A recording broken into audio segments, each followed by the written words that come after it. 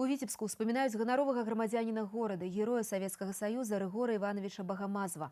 28 студзеня исполнилось 100 гадоў з дня яго нараджэння. З гэтай нагоды ў Витебск прыехалі родныя Рыгора Ивановича, адбыўся мітынг ля мемарыяльнай дошкі героя і адкрылася выстава, прысвечаная Рыгору Багамазову. Падрабязней у наступным матэрыяле. Ураджэнец Белгородскай вобласці Рыгор Багамазаў у гады Вялікай Айчыннай абараняў неба Ленінграда. Асабіста збіў 12 і ў групе 4 самалёты праціўніка.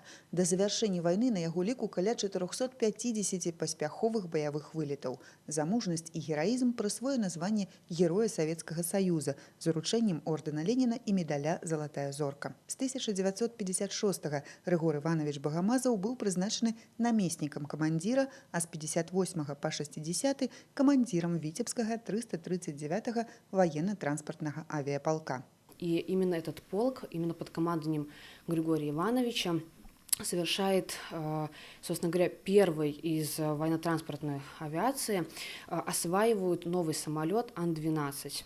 И это, безусловно, нужно отметить. Это выдающееся, скажем, достижение для того периода времени. З дапамогай родных Рыгора Ивановича ў музеі Героя Советского Союза Міная Шмырова адкрылася экспазіцыя, прысвечаная ганароваму грамадзяніну Витебска Рыгору Багамазову.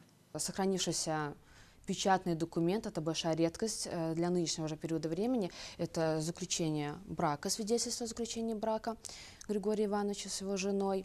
И то, что касается непосредственно уже почетного гражданина города Витебска, это почетная лента гражданина города Витебска. 28 студзеня исполнилось 100 гадоў з дня нараджэння Рыгора Багамазова.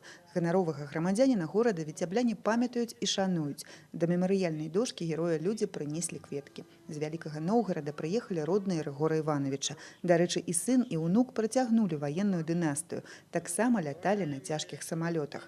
Цёплымі ўспамінамі пра вольны час вядомага лётчыка падзяліўся яго ўнук Сергей Багамазов.